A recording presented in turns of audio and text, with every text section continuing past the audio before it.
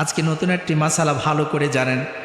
অনেকেই বলে মায়ের কসম, বাবার কসম, সন্তানের কসম, বউয়ের কসম, মাথার কসম, কাবার কসম, আল্লাহর নাম ছাড়া অন্য কারো নামে মুসলমানের জন্য কসম খাওয়া কি নাই, জায়েজ নাই, সম্পূর্ণ হারাম।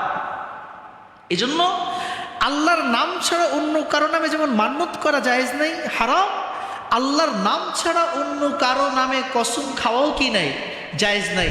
প্রশ্ন হলো আল্লাহ পাক কেন ওয়াশ-শামসি ওয়া দুহাহা, সূর্যের কসম খান, মধ্যাহ্নের কসম খান, ওয়াল কমারি ইযা তালাহা, চন্দ্রের কসম খান, রাতের কসম খান।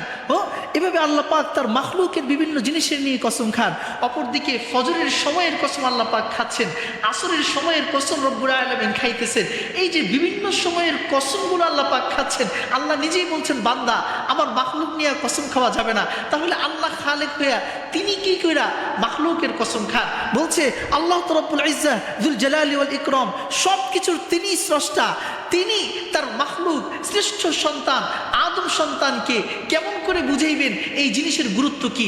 এই জন্য আল্লাহ পাক তার প্রিয় গুরুত্বপূর্ণ ইম্পর্টেন্স সময় এবং বিষয়গুলো নিয়ে রব্বুল আলামিন কসম খেয়ে মানুষকে বুঝাইতে চান যে আমি আল্লাহ। কোনো কিছুর গুরুত্ব বুঝাইতে গিয়া কসম খাওয়ার প্রয়োজন নাই, বলে দিলেই হয়ে যায়। সেখানে আমি রব্বুল আলামিন, তুমি মানুষ যেহেতু কসম ছাড়া তোমার অন্তরে বিশ্বাস ঢুকে না, বউয়ের সন্দেহ জাগছে, জামার সামনে আইসা বলে আমার মাথা ছুঁয়া বলো যে তুমি এই কাজটা করো নাই। হ্যাঁ, সন্দেহ লাগছে, জামাই রাতের বেলা কোথায় ছিল, সন্তানকে সামনে এনে বলে তোমার মাইয়ার কসম খাও, তোমার পোলার কসম খাও, তারপর বলো তার মাথায় হাত রেখা বলো তুমি এই কাজটা করো নাই। বলুন তো এই যে কসম খাওয়া, এটা কি আসলে জায়েজ আছে? এই স্ত্রী সন্তানের বিভিন্ন নামে কসম খাওয়া জায়েজ আছে? জায়েজ নাই।